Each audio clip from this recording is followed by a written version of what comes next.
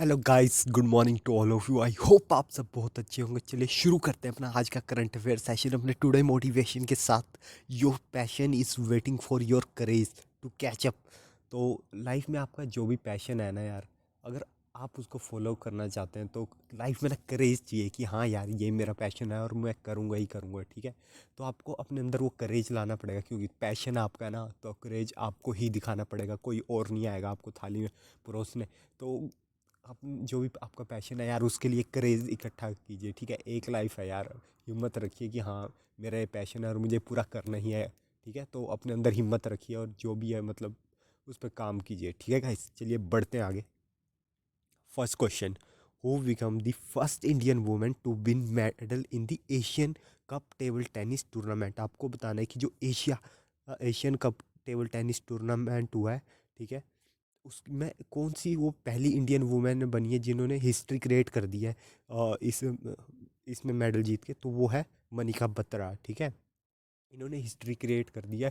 ये पहली Indian women बनी है जिन्होंने ब्रॉन्ज मेडल जीता है इस गेम में। ठीक है, Asian cup table tennis tournament में। ठीक है, और ये हो कहाँ पे रहा था, तो ये हो रहा था बैंकॉक, थाईलैंड में हो रहा था ये। ठीक है, और ये हुआ मार्क इंडोर स्टेडियम है वहाँ पे बैंकॉक में, उसमें हुआ है। ठीक है, तो मनिका बत्रा को ब्रॉन्ज मेडल मिला है। तो इतनी बात आपको ध्यान रखनी है। ये है मनिका बत्रा, आप देख सकते हैं इन्होंने हिस्ट्री क्रिएट की है। ठीक है guys, next question, first ever street circuit car racing of the country begin in. तो आपने तो देखी होगी, जैसे फार्मूला वन कार रेसिंग होती है, उसी टाइप की कुछ स्ट्रीट सर्किट कार रेसिंग हो रही है। ठीक है, इंडिया में पहली बार हो रही है, और तो वो हो रही है हैदराबाद में। ठीक है, जो इसका फर्स्ट राउंड होगा ना इंडियन रेसिंग लीग का, ठीक है, in 2022 organise ahead of formula E race. तो मतलब अभी तो ये हो रही है, ठीक है, स्ट्रीट सर्किट कार रेसिंग। ठीक है, तो इसके बाद ना फार्मूला ई रेसिंग होने वाली है नेक्स्ट ईयर। ठीक है, अगली साल। तो इस चीज़ का भी ध्यान रखेंगे। तो उससे पहले ये स्ट्रीट रेसिंग कराई जा रही है। ठीक है, 2.83 किलोमीटर की रोड है। ठीक है, अराउंड हुसैन सागर लेक। ठीक है, तो इतनी बात आपको यहाँ ध्यान रखनी है कि हैदराबाद में पहली बार कंट्री की स्ट्रीट सर्किट कार रेसिंग हो रही है। ठीक है, आप ये देख सकते हैं ऐसी कुछ और रेस हो रही है। ठीक है, टॉप स्कीम इज़ रिलेटेड, तो आपको बताना है अभी ना टॉप स्कीम न्यूज़ पे चल रही है, तो आपको बताना है कि टॉप स्कीम किससे रिलेटेड है। क्या ये फाइनेंशियल असिस्टेंस देती है, या कस्टमाइज ट्रेनिंग देती है फ्रॉम टॉप कोचेस, या फिर असिस्टेंस देती है for being sport specific equipment. ठीक है, तो इसका सही आंसर हो जाएगा D, all of the above. ठीक है, अब मैं आपको बता देता हूँ टॉप स्कीम है क्या। इसका फुल फॉर्म है टारगेट ओलंपिक पोडियम स्कीम। ठीक है, ये स्पोर्ट्स मिनिस्ट्री की स्कीम है, जो जिसके अंडर अभी मतलब जो हमारे गोल्ड मेडलिस्ट थे नीरज चोपड़ा, उन्होंने प्रपोज किया था, ठीक है, मिनिस्ट्री को कि उन्हें ट्रेनिंग के लिए यूनाइटेड किंगडम भेजा जाए। ठीक है, और उनके अलावा शटलर किदाम्बी श्रीकांत थे, ठीक है, रेसलर दीपक पुनिया थे, और अनुरानी थी, ठीक है, जो जेवलिन थ्रोअर है। तो इन सब ने मतलब रिक्वेस्ट किया था मिनिस्ट्री को कि हमें ट्रेनिंग के लिए भेजा जाए। तो इनकी अप्रूवल को मतलब अप्रूवल दे दिया है मिनिस्ट्री ने कि आपको भेजा जाएगा। ठीक है, तो मतलब बहुत सही स्कीम है गवर्नमेंट ऑफ इंडिया की। ठीक है, कि प्लेयर्स को ट्रेन किया जाए नेक्स्ट लेवल, ताकि वो ओलंपिक्स में गोल्ड लाए। मतलब इसमें ऐसा है कि आपके सारे एक्सपेंडिचर, मतलब अब प्लेयर बाहर जा रहा है, ठीक है, उसके साथ जो स्टाफ जा रहा है और उसके बाकी भी जो खर्चे है, उसकी ध्यान गवर्नमेंट रखेगी, और सिर्फ प्लेयर को खेलने पे फोकस करना। तो बहुत सही स्कीम है ये। ठीक है, मतलब the funding will cover the player and their sports staff flight accommodation local travel food cost among the other.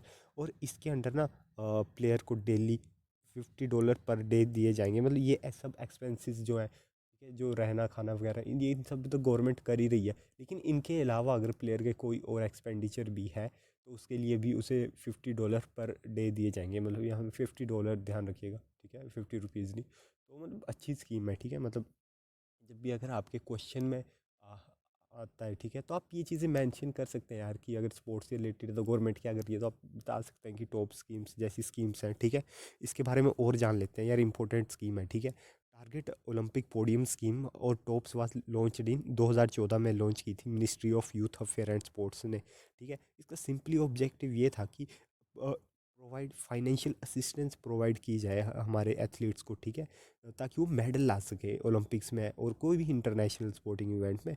और इस स्कीम के अंडर एथलीट है, ठीक है, और जो भी स्पोर्ट्स पर्सन है उन्हें ना कस्टमाइज ट्रेनिंग दी जाती थी। जो भी टॉप कोचेज़ हैं, ठीक है, मतलब कोई किसी भी कंट्री में टॉप कोचेज़ है तो उनकी से ट्रेनिंग दी जाएगी। उन्हें मतलब वेल इक्विपमेंट, जो स्पोर्ट्स फैसिलिटी होगी ना वहाँ पे वेल इक्विप्ड होगी, मतलब इक्विपमेंट। यार प्लेयर को सबसे मेन चीज़ क्या चाहिए होती है अपनी लाइफ में, ठीक है, एक उसे बेटर अच्छे इक्विपमेंट चाहिए होता है, एक अच्छी ट्रेनिंग चाहिए होती है और एक अच्छा डाइट चाहिए होती है। ये तीन चीज़ें प्लेयर के लिए बहुत इंपॉर्टेंट होती है। हार्ड वर्क तो प्लेयर करते हैं, नो डाउट, बहुत हार्ड वर्किंग होता है स्पोर्ट्स वाले, बट इसके अलावा भी उन्हें बेटर इक्विपमेंट, ठीक है, और फूड और बेटर ट्रेनिंग, ये कुछ तीन चार चीज़ें हैं जो बेसिक है उनकी, और इस पर गवर्नमेंट काम कर रही है, तो बहुत अच्छी स्कीम है, ठीक है गाइस। तो इस चीज़ का आप ध्यान रखेंगे। और इसके अलावा भी मतलब गवर्नमेंट उन्हें प्रोवाइड करती है, जैसे कि अगर कोई इंटरनेशनल स्पोर्टिंग इवेंट में कर रहा है तो उनके लिए स्टाफ अपॉइंट करती है, जैसे physiotherapist, sports psychologist and physical trainer, तो ये सब चीज़ें हैं, ठीक है। Additionally, the selected athletes and sports persons are also given an out-of-pocket allowances a certain sum as an initiative, जैसे मैंने बताया आपको कि $50 पर डे, ठीक है। Certain sports event have been categorized high priority areas such as archery, badminton, boxing, hockey, shooting, wrestling, ठीक है, ये कुछ मतलब है जिन्हें ज़्यादा प्रायोरिटी दे रही है हमारी गवर्नमेंट इस स्कीम के under. Committee decide which athlete are eligible for benefit under TOPS, ठीक है, तो कमेटी डिसाइड करती है। और 2020 में ना गवर्नमेंट ने ये स्कीम ना जूनियर टॉप्स भी लॉन्च कर दी थी, ठीक है, जो कि हमारे प्लेयर हैं 10 से 12 साल के हैं, ठीक है, कि हम ओलंपिक 2028 में हमारे मतलब जो भी यूथ है उसे भेज सकें और ज़्यादा मेडल गेन कर सकें। आपको पता ही है कि इंडिया का सिर्फ अभी एक गोल्ड मेडल आया था, है ना, जो अभी ओलंपिक हुए थे, जो नीरज चोपड़ा मतलब इंडिया को भी थोड़ी बहुत ज़्यादा बूस्ट की ज़रूरत है यार, मतलब ठीक है। जब प्लेयर जीत के आ जाता है तब तो उसके लिए सब हेल्प करने तैयार होता है, लेकिन जब वो नहीं जीत के आता तब उसे कोई नहीं पूछता। तो वो चीज़ है, उस पर मुझे लगता है कि पहले काम करने की ज़रूरत है, ठीक है। तो गवर्नमेंट की स्कीम है तो ये मतलब सब प्लेयर्स तक जानी चाहिए यार, मतलब ताकि उन्हें पहले ही ट्रेन कर दिया जाए, ताकि मतलब वो मतलब आगे फाइट कर पाएँ, ठीक है। तो इस स्कीम का आप ध्यान रखेंगे, टॉप स्कीम, ठीक है। आप देख सकते हैं टारगेट ओलंपिक पोडियम स्कीम, ठीक है। चलिए बढ़ते हैं आगे। World fishery day observe on, तो ये मनाया जाता है आपका 21 नवंबर को, इतनी बात आपको ध्यान रखनी है, ठीक है। और मतलब ये इसलिए मनाया जाता है कि ताकि जो critical importance of healthy ocean ecosystem है ना, ensure sustainability stock of fishery in the. अगर ओशन ही हेल्दी नहीं रहेंगे तो फिशेस कैसे हेल्दी रहेंगी, है ना, तो लॉजिकल बात है, मतलब ठीक है। वर्ल्ड फिशरी डे फोकस करता है changing the way world manage global fishery to ensure sustainable stock and healthy ecosystem, ठीक है। Department of Fisheries celebrating event to create awareness on importance of healthy ocean ecosystem and sustainable fish। तो आपको एक बात ध्यान रखनी है, जो गंगा रिवर डॉल्फिन है ना, वो इंडिया की नेशनल एक्वेटिक एनिमल है, ठीक है। और मई 18 2010 को ministry of environment and forest ने डेजिग्नेट कर दिया था कि Ganga river dolphin national aquatic animal है, ठीक है, 2010 से डिक्लेयर है ये, ठीक है। और जो मतलब ये सिर्फ तभी सरवाइव कर पाती है अगर पानी फ्रेश हो, तो फ्रेश वाटर में, ठीक है। ये चीज़ ध्यान रखेंगे। ये कुछ इंपॉर्टेंट है यार, रिपीट कर देता हूँ, वैसे मैंने पढ़ा है आपको। 5 नवंबर वर्ल्ड सुनामी अवेयरनेस डे, 7 नवंबर नेशनल कैंसर अवेयरनेस डे, 8 नवंबर वर्ल्ड रेडियोग्राफी डे, 9 नवंबर नेशनल लीगल सर्विस डे, 11 नवंबर नेशनल एजुकेशन डे, 12 नवंबर वर्ल्ड न्यूमोनिया डे, 13 नवंबर वर्ल्ड काइंडनेस डे, 14 नवंबर वर्ल्ड डायबिटीज़ डे, 16 नवंबर वर्ल्ड प्रेस डे एंड 19 नवंबर World Toilet Day and International Men's Day भी 19 नवंबर, ठीक है। तो चीज़ें ध्यान रखिएगा आप, ठीक है। और आपका 21 नवंबर को हो जाएगा वर्ल्ड फिशरी डे, तो ऐसे आप ध्यान रखिएगा, ठीक है गाइस। वर्ल्ड टेलीविज़न डे कब मनाया जाता है, तो ये भी आपका 21 नवंबर को, तो 21 नवंबर को आपके दोगे वर्ल्ड फिशरी डे और टेलीविज़न डे, ठीक है। ऑन 21 नवंबर एंड 22 नवंबर 1996 में यूएन में ना एक मीटिंग हुई थी, ठीक है, पहली वर्ल्ड टेलीविज़न फोरम हुई थी यूनाइटेड नेशन में। फिर उस फोरम में ना मतलब कि अलाउड किया गया मीडिया को डिस्कस करे ताकि इंपॉर्टेंस ऑफ टीवी, ठीक है। तो फिर उसके बाद यूनाइटेड नेशन जनरल असेंबली ने 17 दिसंबर 1996 को ही मतलब कि नवंबर में मीटिंग हुई वर्ल्ड टेलीविज़न फोरम, और उन्होंने फिर 17 दिसंबर को मिल के डिसाइड कर दिया कि हम जो 21 नवंबर है ना उसे World television Day as a commemorate करेंगे, क्योंकि मतलब आपको पता ही है कि टेलीविज़न भी इम्पोर्टेंट है, ठीक है। ऑल्दो मतलब ऐसा नहीं है कि सब चीज़ें लाइफ में ख़राब होती है। आपको आपका ऑब्जेक्टिव क्लियर होना चाहिए कि मैं टीवी देख क्यों रहा हूँ, ठीक है। अननेसेसरी टाइम वेस्ट करनी या मैं रिलैक्स करने के लिए थोड़ी देर देखता हूँ, तो वो चीज़ें हैं कि हाँ आपको ऑब्जेक्टिव। मैंने बहुत सारे लोगों को देखा है, लोग एक्सट्रीम पे चले जाते हैं कि हम ना टीवी ही नहीं देखते। तो ऐसा नहीं है यार कि आप टीवी ही नहीं देखते तो आप, मतलब ऐसा नहीं है कि आप टीवी नहीं देखते तो आप 24 आवर्स प्रोडक्टिव है। ये आपको अपनी ऑब्जेक्टिव क्लियर होना चाहिए कि मैं कर रहा हूँ तो मैं क्यों कर रहा हूँ, ठीक है। आप टीवी देख रहे हैं थोड़ी देर रिलैक्स होने के लिए, आप कुछ मूवी देख रहे हैं थोड़ी time, it make sense. But extreme में जाने की ज़रूरत नहीं होती लाइफ में ना। लाइफ मतलब हमेशा बैलेंस में चलती है, बैलेंस होना चाहिए लाइफ में, ठीक है गाइस। तो उस चीज़ का आप ध्यान रखेंगे, ठीक है। Television is a major tool and so acknowledging in informing, ठीक है, channelling and affecting public opinion, ठीक है। We can't deny its impact on world politics. आपको पता ही है पॉलिटिक्स में भी टीवी का वो है। और I think television is the largest video consumption source, ठीक है। अब शायद यूट्यूब आ गया है, पर मुझे लगता है कि कहीं ना कहीं यूट्यूब से भी ज़्यादा कोई, मतलब जहाँ वीडियो कंजप्शन है वो टेलीविज़न में ही है, ठीक है। इन 1927, 21 ईयर ओल्ड, ठीक है, एक 21 साल के लड़के थे, ठीक है, 1927 में उन्होंने इन्वेंट किया है टेलीविज़न, और उनका नाम है फिलो टेलर फार्न्सवर्थ। तो आप देख सकते हैं, मतलब 21 साल की उम्र में काफ़ी बड़ी बात है, ठीक है। तो नाम ध्यान रखेंगे, फिलो टेलर फैंसवर्थ, ठीक है। हम करंट के साथ थोड़ा थोड़ा स्टैटिक भी डिस्कस करेंगे, ठीक है। वर्ल्ड टेलीविज़न डे, ठीक है, ध्यान रखेंगे। November 21 को मनाया जाता है। ऐसा कुछ भी याद रख लेंगे कि वर्ल्ड, आपने टीवी में आप फिशेस देख रहे थे तो ऐसे दोनों आपको याद हो जाएंगे कि हाँ वर्ल्ड टेलीविज़न डे और फिशेस डे 21 नवंबर को आता है, ठीक है। Who will to represent India as the at the inauguration of FIFA. अभी पता है आपको फीफा वर्ल्ड कप चल रहा है, ठीक है, 2022 का। तो आप तो बताना है कि उसमें इंडिया को रिप्रेजेंट कौन कर रहा है, ठीक है, मतलब वहाँ के इनोग्रेशन में। तो हमारे इंडिया के वाइस प्रेसिडेंट जगदीप धनखड़ जी रिप्रेजेंट कर रहे हैं इंडिया को, ठीक है, फीफा वर्ल्ड कप में, ठीक है, जो कि हो रहा है आपका कतर में, ठीक है। मिनिस्ट्री ऑफ एक्सटर्नल अफेयर की एक स्टेटमेंट है, उसने उन्होंने बताया कि इंडिया और कतर इंजॉय कर रहे हैं close of friendly relation with multi faces partnership extended to area of trade security defence health education and other, ठीक है। यहाँ यहाँ पे मतलब इंडिया की पार्टनरशिप है कतर के साथ, ठीक है। और क्या है, लास्ट फाइनेंशियल ईयर में जो बायलेटरल ट्रेड है ना, उसने $15 बिलियन क्रॉस कर दिया है, ठीक है। और अगली साल इंडिया और कतर सेलिब्रेट करेंगे 50 year of establishment of full diplomatic relation. तो ये चीज़ें आप ध्यान रखेंगे। और आप एक और चीज़ ध्यान रखें, कतर में इस बार बियर भी बैन कर दी थी उन्होंने। और मैंने आपको कल पढ़ाया था फीफा के प्रेसिडेंट गिनी इन्फेंटिनो है ना, तो वो भी आप ध्यान रखेंगे। और हमने WHO के भी करे थे, वो थे डॉक्टर टेड्रोस, ठीक है। तो ये चीज़ें भी आप ध्यान रखेंगे, आप ये देख सकते हैं, vice president of India. Next question, कौन सी कंट्री चेयर कर रही है Asian defence minister plus meeting, ठीक है। एक Asian defence minister plus meeting होती है, और इस होस्टिंग में अभी 9th एनुअल मीटिंग चल रही है ये, ठीक है, साइम प्रेप पे। तो ये कौन सी कंट्री पे हो रही है, तो साइम प्रेप जो जगह है वो आपकी आती है कम्बोडिया में, ठीक है। आपको पता ही है कि ये एशियन कंट्री में 10 कंट्रीज आती है, तो उसमें कम्बोडिया भी एशियन कंट्री की मेंबर है, ठीक है, ठीक है। तो जो कम्बोडिया ना वो चेयर कर रही है इस बार Asian defence minister plus meeting, ठीक है, hosting in the 9th annual meeting at सेम प्राम, ठीक है। तो इंडिया के जो डिफेंस मिनिस्टर है ना, राजनाथ सिंह, वो विजिट में अभी कम्बोडिया की, ठीक है। इंडिया और कम्बोडिया ना को चेयर करेगा the maiden Indian Asian India और ASEAN defence minister meeting presided over by minister Rajnath Singh to commemorate 30 year of Indian Asian India ASEAN relationship, ठीक है। तो इंडिया और एशियान के रिलेशनशिप को भी 30 साल हो गए हैं, ठीक है। इंडिया डायलॉग पार्टनर बना था एशिया, वैसे इंडिया मेंबर नहीं है एशियान का, लेकिन इंडिया डायलॉग पार्टनर बना था एशियान का 1992 में, जबकि उनका इनोग्रेल हुआ था, ठीक है। And convey the Hanoi Vietnam on 12 अक्टूबर 2010, ठीक है। तो ध्यान रखेंगे इस चीज़ का। और सिंस 2017, 2017 से एशियान की डिफेंस मिनिस्टर मीटिंग होती है ना, प्लस मिनिस्टर मीटिंग होती है, ठीक है। और आप ये कन्फ्यूज़ मत करिएगा इसे एशियान की मीटिंग से, जो वो एशियान की मीटिंग से अलग है जो सिर्फ वहाँ पे होती है, ये दूसरी है, ये एशियान की defence minister plus minister meeting है, ठीक है। तो इस चीज़ का ध्यान रखेंगे, Asian defence ministers plus meeting, ठीक है। तो इंडिया की तरफ से राजनाथ सिंह पार्टिसिपेट कर रहे हैं इस टाइम, ठीक है। और आपको पता है कि एशियन कंट्री इंडिया के लिए मतलब स्ट्रेटेजिकली काफ़ी इंपॉर्टेंट है ये, ठीक है।